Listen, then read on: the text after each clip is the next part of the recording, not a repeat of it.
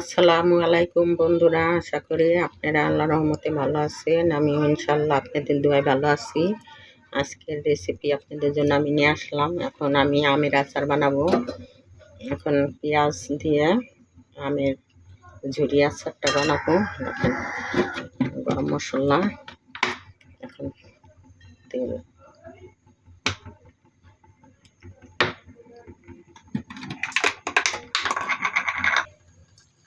এটা শুকনা মরিচ,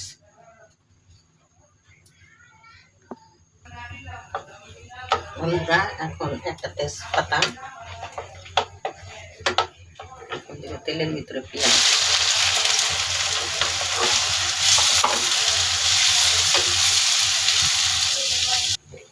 বন্ধুরা কাঁচা আমগুলি আমি কুচি কুচি করে কেটে হলুদ মাখিয়ে আমি একদিন রোদে রাখছি। রোদে রাখার পরে এখন প্রাচীন আম তো অনেক তারপর আমটা নরম, দেখতে কচকচা, কিন্তু ওই যে রোদে কেমন নরম হয়ে গেছে। এখন ওই যে পেঁয়াজ দিয়ে আমি এই আচারটা বানাবো। বন্ধুরা আমার পেঁয়াজটা তেলে ভেজে লাল হয়ে গেছে। এখন আমি এই তেলের ভিতরে আমি এই যে আমগুলি ঢেলে দিলাম।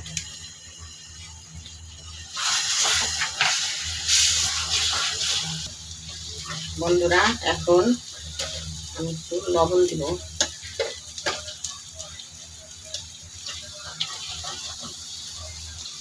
একটু আদা বাটা, একটু রসুন বাটা, এখন দেব ভিনেগার,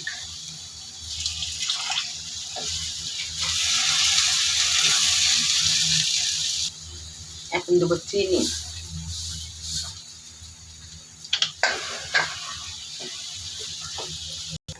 বন্ধুরা এখন দিলাম একটু জিরা গুঁড়া আর একটু ধনিয়া গুঁড়া।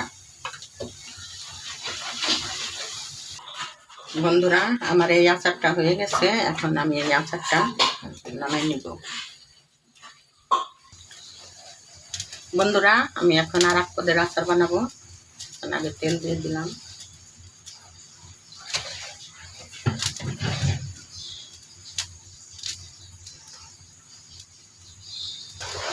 এই আমগুলো আমি কেটে লবণ মাখিয়ে রোদে একটু শুকাইয়ে নিচ্ছি।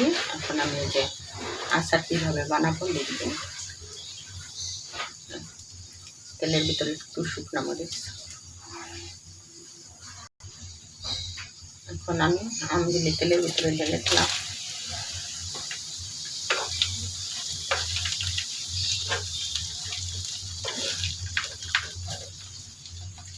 লবণ,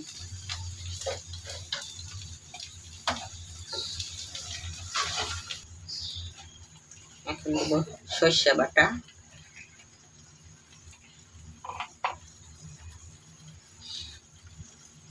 আদা বাটা, রসুন বাটা,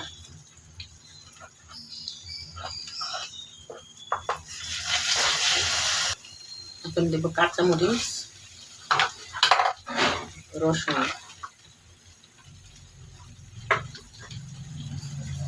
আদা কুচি,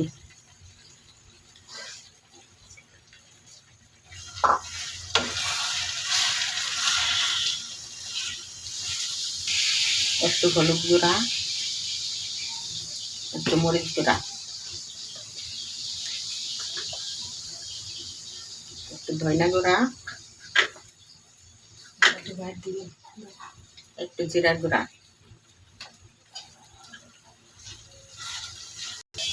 এখন দেব ভিনেগার,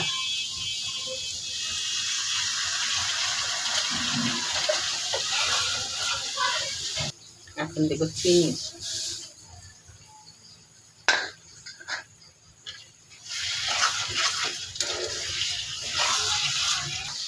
বন্ধুরা এই যে আমি লেবুগুলো একটা দিছি এলাচি লেবু আর দুইটা দিছি আমি কাগজি লেবু, এই যে বটি দিয়ে একদম এই মোটা চামড়াটা একটু ছিলে নিছি। পাটায় ঘষে দিলেও হয়, কিন্তু আমি সময়ের জন্য পারি না, আমি একটু বটি দিয়ে ছিলে নিছি। এখন আমি এই যে লেবুগুলো এখন এই আচারের ভিতরে দিয়ে দিব।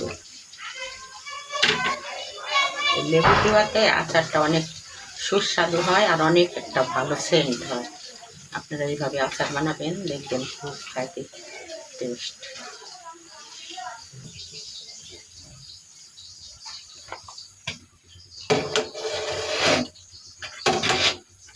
বন্ধুরা, এই মশলাপাতি সব কিছু দেওয়ার পরে একদম চুলার আঁচ কমাই নেবেন। এই হালকা আছে আস্তে আস্তে আস্তে আস্তে সব এগুলো এই তেলের সাথে মিশবে আর আচারটা অনেক ভালো হবে। বন্ধুরা, আমার এই আচারটা হয়ে গেছে, এখন আমি আচারটা নামাবো।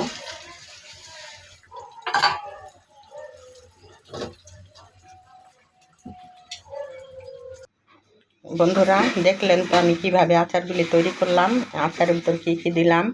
এখন এই যে নামিয়ে নিচ্ছি, উপর দিয়ে আমি একটু রাঁধুনির গুঁড়া দিয়ে দিতেছি। এই রাঁধুনির গুঁড়াটা আর এই গামলায় করে আমি 3-4 দিন রোদে কাঠি দিয়ে নেড়ে নেড়ে আমি রোদে একটু আচারটা মজিয়ে তারপরে আমি বয়ামে উঠাই নেব। এই যে ঝুরি আচারটা, এটা বেশি মুড়ি মাখানো খাইলে বেশি স্বাদ লাগে। আপনারা এইভাবে বানাইয়ে তারপর আপনারা মুড়ি দিয়ে মাখাই খাবেন, দেখবেন কি মজা লাগে খাইতে। আর এটা আপনি খিচুড়ি, ডাল, ভাত, যে কোনো ইসে, পোলাও, বিরিয়ানি সব কিছুর সাথে এই আচারটা আপনারা খাইতে পারবেন। দেখবেন এখনও 80 নাম আছে। আপনারা এইভাবে আচার বানিয়ে নেন। আমার আচার যদি আপনাদের ভালো লাগে তাহলে আপনারা আমাকে লাইক করবেন আর আপনারা এইভাবে বানিয়ে খাবেন। আল্লাহ হাফেজ।